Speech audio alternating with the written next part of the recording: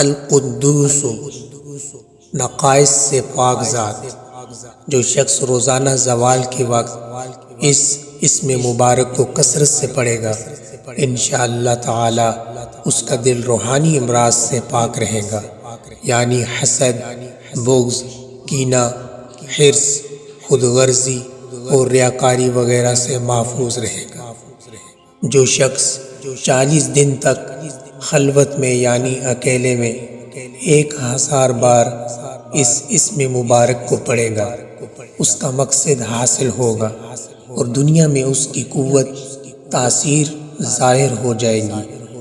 اگر کوئی اس کو رات کے آخری حصہ میں 1000 بار پڑھے گا تو بیماری اور بلا اس کے جسم سے دور ہو جائے گی۔ نماز جمعہ کے بعد 150 مرتبہ سبوح قدوس رب الملائکۃ والروح کہہ کر پھر اس کو ایک روٹی پر لکھ کر جو کھائے وہ تمام آفات سے محفوظ رہے گا اور اسے عبادت کی توفیق ہوگی۔ جو شخص جمعے کی نماز کے بعد سبوح قدوس روٹی کے ٹکڑے پر لکھ کر کھاتا رہے، فرشتہ صفت ہو جائے گا۔